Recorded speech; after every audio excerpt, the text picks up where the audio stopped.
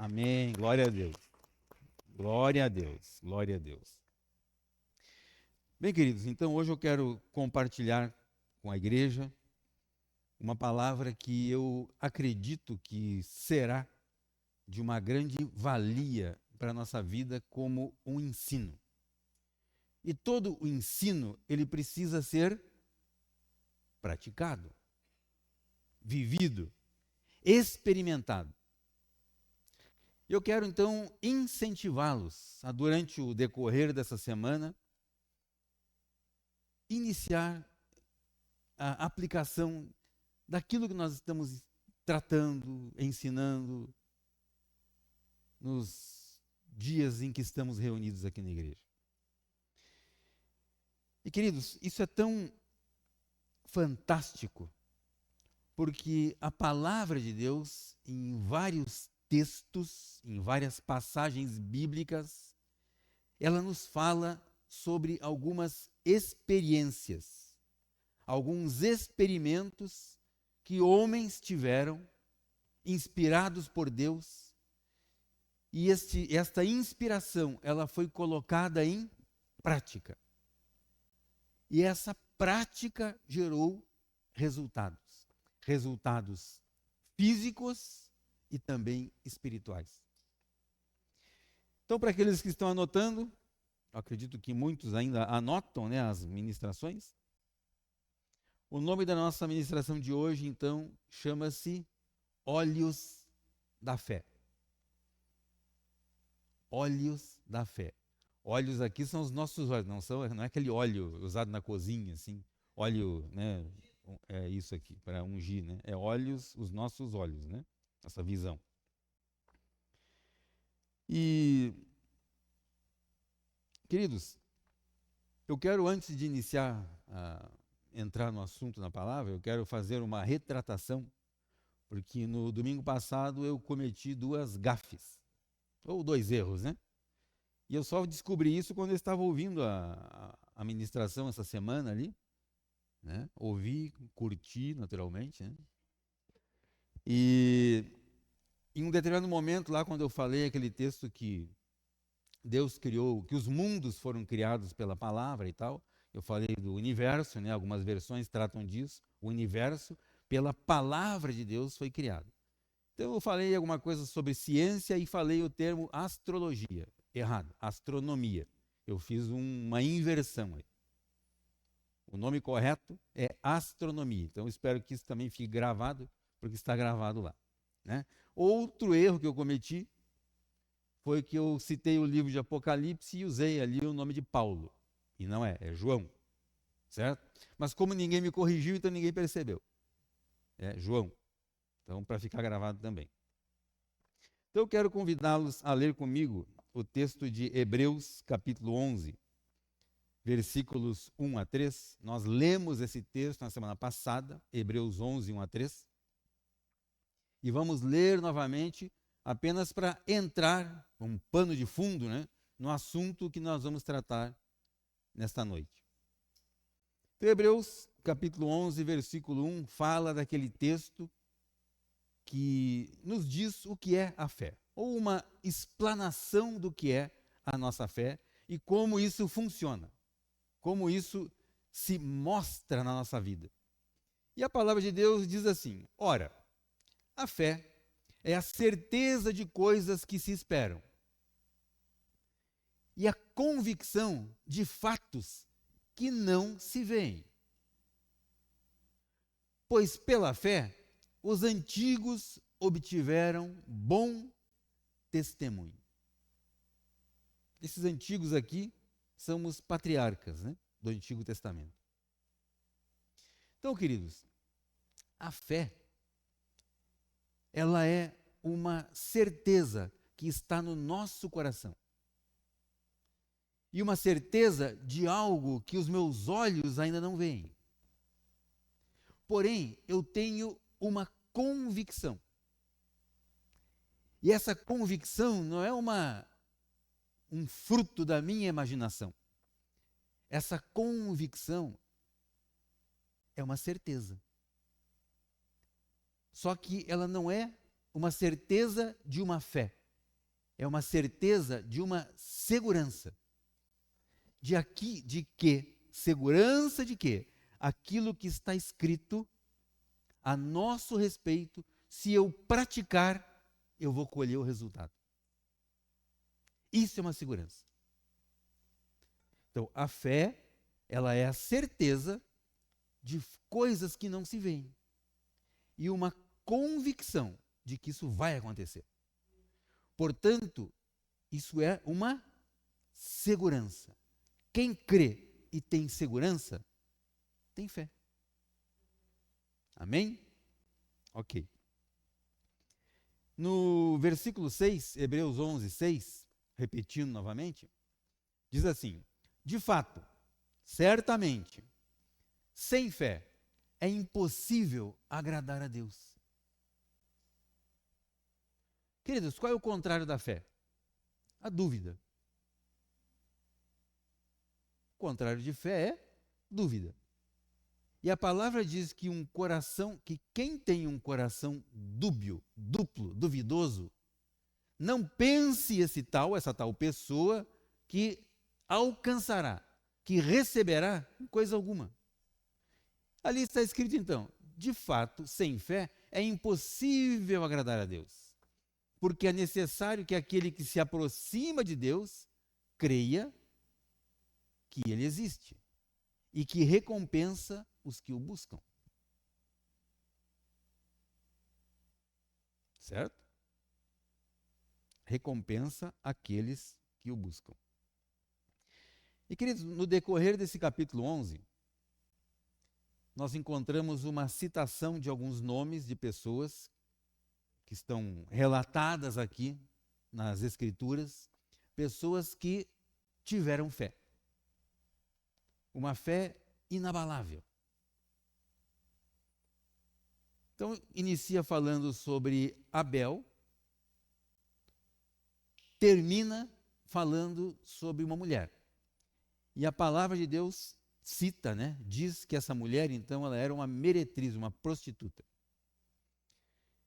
E, queridos, assim como o nome de homens de fé foram citados nas Escrituras, o nome de uma prostituta também.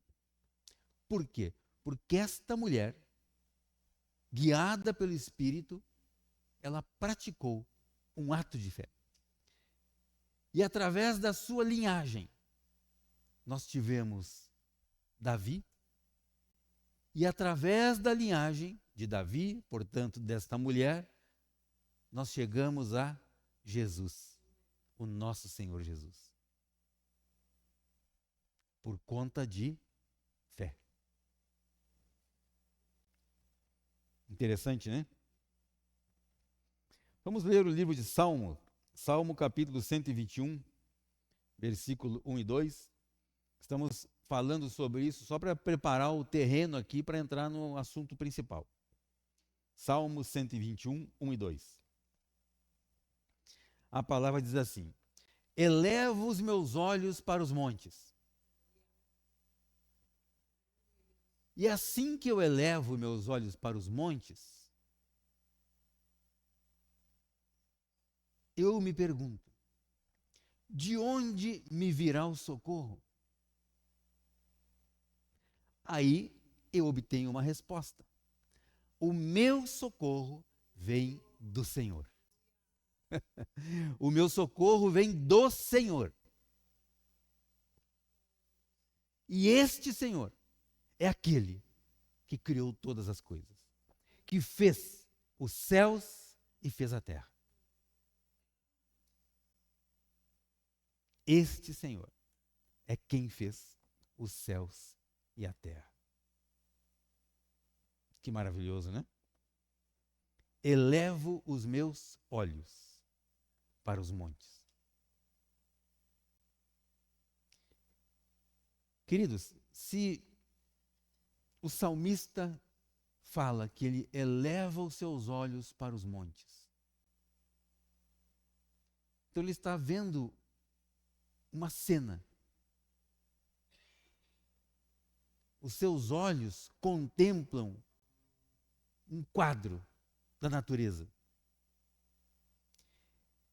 Porém, ele consegue ver além disso. O socorro não está no monte, ou acima do monte, ou dentro do monte. Não. Está além. Está além. Este socorro, esta ajuda, essa força, ela está no Senhor. O monte aqui, querido, significa apenas uma barreira, um obstáculo, a qual você vai transpor esse obstáculo, se você tiver fé. Amém? Muito bem, vamos lá. Livro de 2 Coríntios, capítulo 4, versículo 18. 2 Coríntios 4, 18. A palavra de Deus nos diz assim: na medida em que não olhamos para as coisas que se veem, mas para as que não se veem. Porque as coisas que se veem são temporais, passageiras, não são eternas. Mas as que não se veem, estas sim, não são temporais, não são passageiras e são eternas. Queridos, olha só o que esse texto está nos dizendo, nos ensinando. Que aquilo que eu vejo, isso não é a verdade. O que eu vejo é apenas uma realidade. E que esta realidade não é a verdade.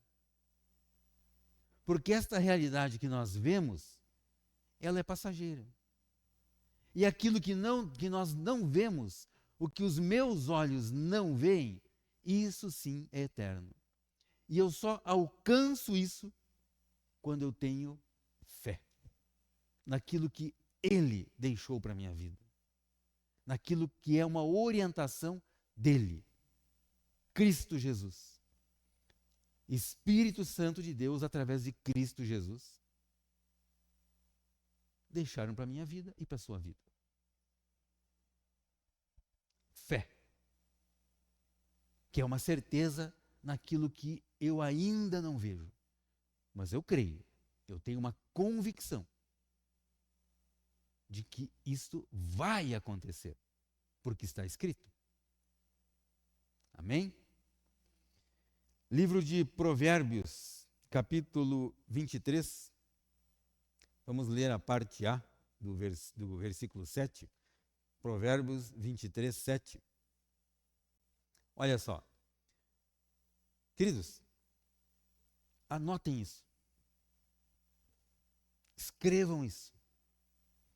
Se não trouxe a sua agenda aí, escreva na palma da mão, pelo menos. Queridos, olha o que a palavra de Deus está nos dizendo.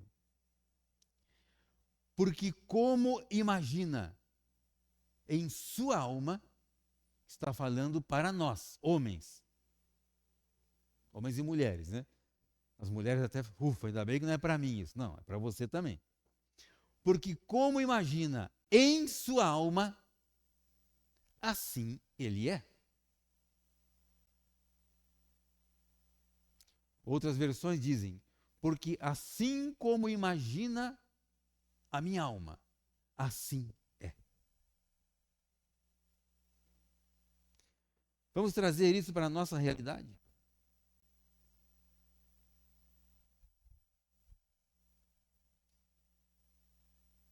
Como posso aplicar isso na minha vida? Queridos, a palavra de Deus diz que tudo que é belo, tudo que é excelente, tudo que é formoso, tudo que tem boa fama, hein? Se nisso tudo existir algum louvor, nisso pensai. Significa então que eu posso educar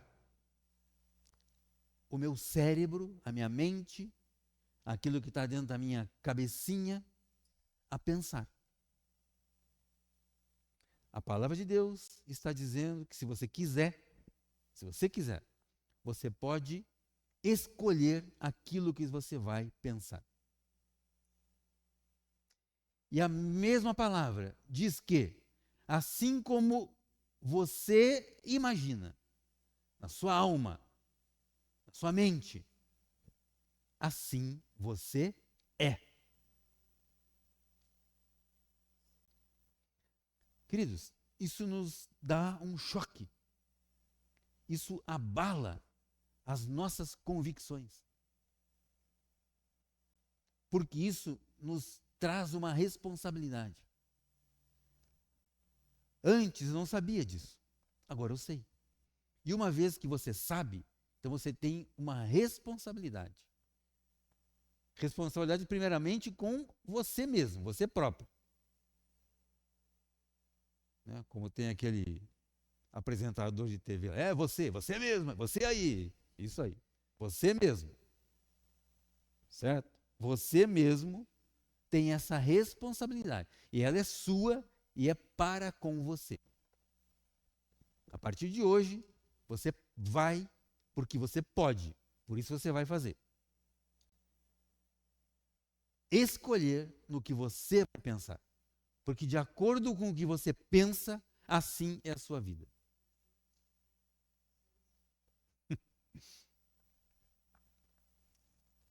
Na sequência, livro de 1 Pedro, capítulo 1, versículos 3 e 4. 1 Pedro 1, 3 e 4. Vamos ver o que esse texto nos fala que pode se encaixar, se enquadrar no que nós estamos falando aqui. Bendito seja o Deus e Pai do nosso Senhor Jesus Cristo, que segundo a sua grande misericórdia, a sua grande benevolência, nos regenerou. O que ele fez? Nos regenerou para uma viva esperança, mediante a ressurreição de Jesus Cristo dentre os mortos. Vamos ver de novo? Bendito seja o Deus e Pai de nosso Senhor Jesus Cristo, que segundo a sua grande misericórdia, nos regenerou para uma viva esperança. Regenerar aqui, queridos, é no sentido de que ele nos alcançou. E como ele nos alcançou, nós passamos por uma transformação. E essa transformação causou um impacto na nossa vida. E esse impacto fez com que nós passamos a ter uma viva esperança. Mediante a fé naquilo que aconteceu na cruz. E o que foi que aconteceu na cruz? Jesus Cristo morreu, foi crucificado, morreu. E depois ele ressuscitou dentre os mortos. Então, queridos, olha só quanta transformação a palavra de Deus se encarrega de trazer para a nossa vida. Queridos, isso não é tão simples assim. Porque muitas pessoas que ouvem isso, elas se acham incapazes de praticar. Porque não se julgam merecedoras do amor de Deus. E a palavra diz, foi lido hoje aqui, que ele nos amou de uma tal maneira que deu, que enviou o seu Filho único, o seu Filho unigênito, o seu Filho amado, Jesus. Ele deu o seu Filho por você. E se ele fez isso por você, sim, você é merecedor. porque Deus já fez. Então você não precisa fazer mais nada para merecer alguma coisa. Você já é merecedor desse amor. Sendo merecedor desse amor, então você recebe o conteúdo desse texto que nós lemos. Isso é para você, para a sua vida. Livro de Mateus, Mateus 6, Mateus 6, versículo 22 e 23. Mateus 6, isso, 22 e 23.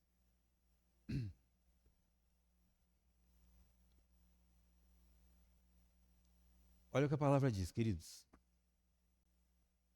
Os olhos, os mesmos olhos que o salmista diz que ele eleva acima dos montes. Lá no Antigo Testamento. Agora nós estamos no Novo Testamento. E Mateus, então, escreveu: os olhos são a lâmpada do corpo. E tudo que Mateus escreveu, queridos, ele ouviu de Jesus, né? Certo? Ele não tinha ali um gravador, né, para registrar isso, fazer uma gravação, então ele ia escrevendo mesmo, né? E Jesus falava e Mateus escrevia. Ele diz o seguinte: os olhos são a lâmpada do corpo. Se os seus olhos forem bons, todo o seu corpo será bom. Não, cheio de luz, iluminado.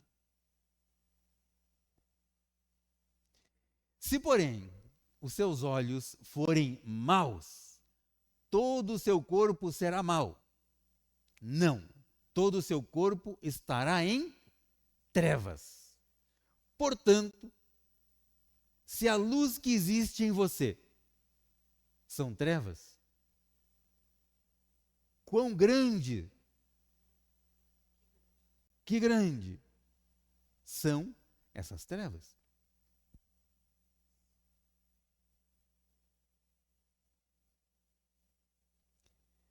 Queridos, olha só como a palavra, ela é completa. E ela traz ensino para a nossa vida. E esse texto está falando que os meus olhos e os seus olhos, eles são a lâmpada do seu corpo. Esse corpo, onde habita uma alma e também um espírito. Porém, esse corpo seu, a qual a palavra está relatando aqui, que tem essa alma então que é a sua mente, a sua vontade, as suas emoções, e na sua mente, que está nesse corpo, que a palavra de Deus diz que você pode escolher o que você coloca nela, através dos seus pensamentos. E assim como essa alma que habita nesse corpo, que está sentadinho aí, essa alma, aquilo que ela imagina, assim é esse corpo, esse corpinho, né, que está sentadinho aí.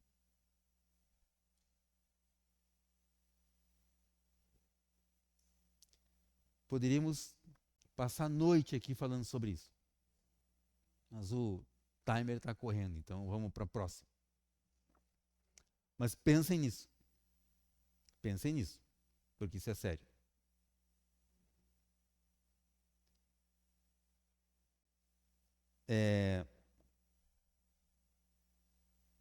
Lemos Mateus 6, né? Isso. Existe um poeta, né? Poeta, acho que filósofo, dramaturgo, não tenho lembrança, que viveu lá no século XVI, que falava que os olhos são a candeia da alma. Não fala do corpo, ele fala da alma. E esse cidadão era chamado William Shakespeare. Muito conhecido, né? É um romancista aí, um dos romances famosos dele, né? Qual seria? Romeu e Julieta, Hamlet, né? Otelo, Júlio César e tantos outros, né? Então ele dizia que os olhos são a candeia, são a lâmpada da alma, porque ele entendia o significado desse texto bíblico. E em cima desse texto bíblico, ele deixou uma frase que é usada hoje no mundo todo. Baseado em um texto bíblico. Porque isso, queridos, é a verdade. Outros falam a janela, né? Janela o quê? É por onde entra então essa luz. Vamos então ao livro de Romanos, capítulo 8, versículo 31 e 32. Romanos 8, 31 e 32. Que diz assim: que diremos então, à vista destas coisas? Se Deus é por nós, e Ele é por nós, queridos, quem será contra nós? Aquele que não poupou o seu próprio filho, ou seja, aquele que entregou o filho, mas por todos nós o entregou, será que não nos dará graciosamente, de graça, juntamente com ele, todas as demais coisas? Todas as coisas. Queridos, o que é todas as coisas? É tudo aquilo que você imagina para a sua vida. Está escrito, queridos. Não é eu que estou dando uma profetada para vocês aqui. Basta procurar na palavra. E para encerrar, eu quero convidá-los a ler o livro de Gênesis, capítulo 30, versículos 37 a 43. Gênesis 30, 37 a 43. É uma história bastante conhecida que fala sobre Jacó. E um ato, uma prática que ele fez, inspirada por Deus, naturalmente, onde diz o seguinte: Jacó pegou galhos verdes, varas verdes, né? De álamo, de aveleira e de plátano, e lhes removeu a casca em riscas, ou seja, em listras abertas, deixando aparecer a brancura do galho. Quer dizer, tinha uma casca escura, retirou uma lista, então ficou uma parte escura e uma parte branca da madeira, né? Conseguem imaginar isso? Ok. Pôs esses galhos descascados em frente ao rebanho, nos canais de água. E nos bebedouros, aonde os rebanhos vinham para beber água. De novo, água. E como acasalavam quando vinham beber. Beber o quê? Água. As ovelhas ficavam prenhes, grávidas, diante dos galhos e davam à luz crias listradas, salpicadas e malhadas. Próximo. Então Jacó separou os cordeiros e virou o rebanho para o lado dos animais listrados e dos animais pretos nos rebanhos de Labão. E pôs o seu rebanho à parte. Não o juntou com o rebanho de Labão. Labão era o seu sogro, né? E todas as vezes que as ovelhas fortes ficavam prenhes, Jacó colocava os galhos à vista do rebanho, nos canais de água, para que ficassem prenhes diante dos galhos. Galhos esses que estavam descascados em listras, né? Isso. Porém, quando o rebanho era fraco, não colocava os galhos. Assim, os animais fracos ficavam para o seu sogro. E os fortes, as crias fortes, a descendência forte, era dele, Labão. Jacó. Jacó. Próximo. E o homem se tornou mais e mais rico, afortunado. Teve muitos rebanhos. E servos, servas, camelos, enfim. Queridos, como encerramento, eu quero trazer um princípio que existe neste texto para a nossa vida. Isso que Jacó fez, inspirado por Deus naturalmente, fez com que tudo isso que nós acabamos de ler, né, durante alguns minutos aqui,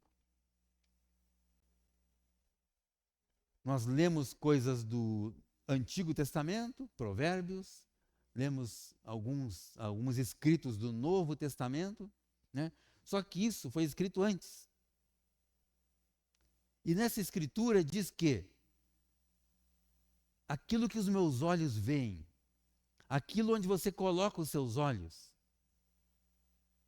sejam eles através da lente ou sem a lente, mas em que você coloca os seus olhos, aquilo que você vê lhe causa uma inspiração.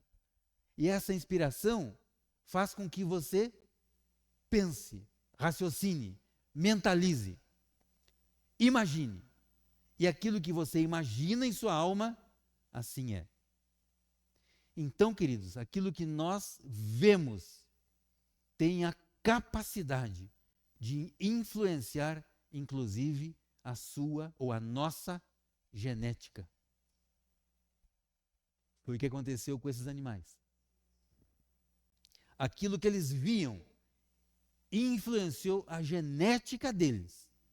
E a partir daquilo que eles viam, a sua geração foi igual. Influenciou na sua geração.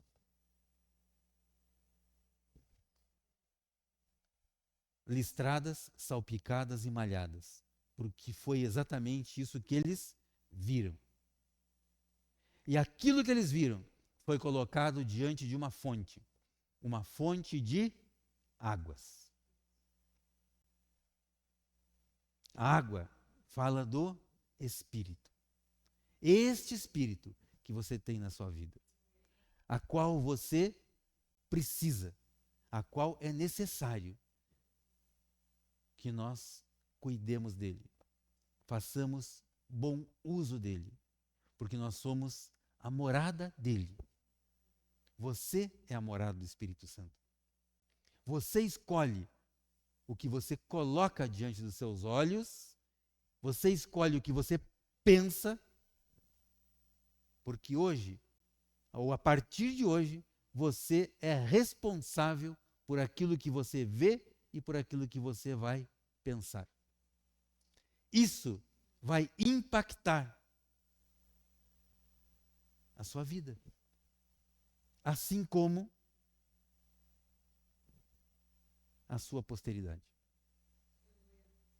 Porque isso influencia a sua genética.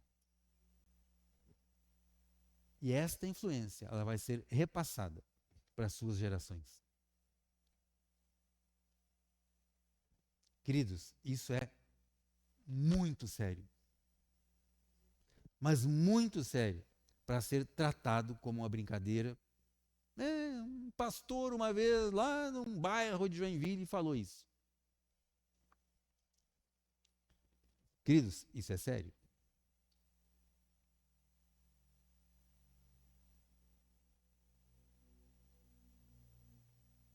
Elevo os meus olhos para os montes.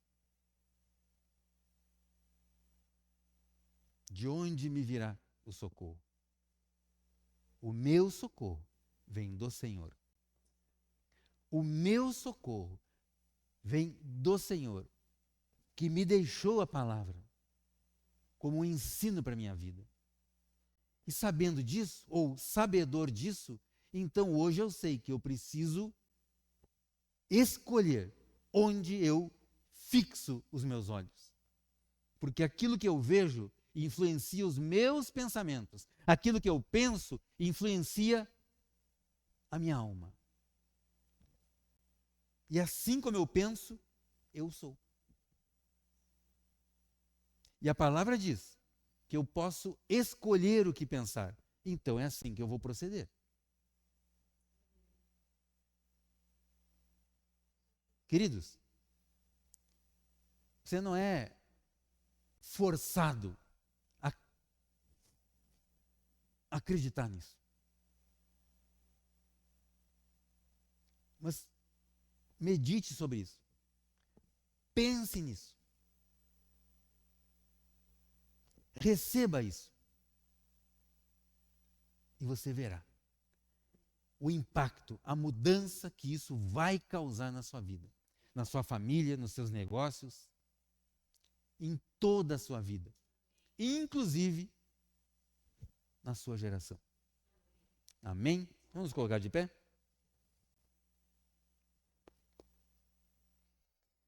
Coloque a mão no seu coração, vamos fazer uma oração. Pai Celestial, te agradecemos porque o Senhor nos ama de uma maneira tal que nos deu o teu Filho. Pai Celestial, sabemos que Jesus manifestou um tal amor que nos deixou o Espírito Santo. Este Espírito que estava com ele, conduzindo-o aqui nessa terra. Hoje nós temos este mesmo Espírito habitando, vivendo em nós. E nós queremos, Senhor, a partir de hoje, ter esta influência causada, gerada pela presença do Teu Espírito Santo em nós. Pai Celestial, nós acabamos de ler, de ver, de constatar aquilo que está presente na Tua Palavra. E a Tua Palavra diz que eu posso escolher onde eu coloco os meus olhos. Eu posso escolher os pensamentos que eu trago para a minha vida, porque eu sei que isso influencia a minha vida, isso influencia a minha alma, isso influencia quem eu sou, assim como também vai influenciar a minha geração. Por isso, Senhor, eu quero declarar na vida dos meus irmãos, toda essa igreja reunida, todos nós, a partir de hoje, nós escolhemos onde colocamos os nossos olhos, nós escolhemos aquilo que entra no nosso pensamento, entra na nossa mente, influencia a minha alma, porque assim como imagina a minha alma, assim sou eu. E os meus pensamentos são os pensamentos de Cristo Jesus. Ele habita na minha alma, Ele habita na minha vida, Ele habita nos meus pensamentos. Por isso, o que Cristo é, assim eu sou, nesta terra. Pai Celestial, que nesta semana nós possamos praticar isso que nós ouvimos aqui, Senhor. Que cada um de nós, no nosso próximo encontro, possamos ter um testemunho, trazer um testemunho desta mudança, deste impacto, a partir de hoje, em cada um de nós, para a honra e glória do Teu santo nome. Amém. Glória a Deus. Vamos aplaudir o Senhor? Amém. Amém. Aleluia. Aleluia.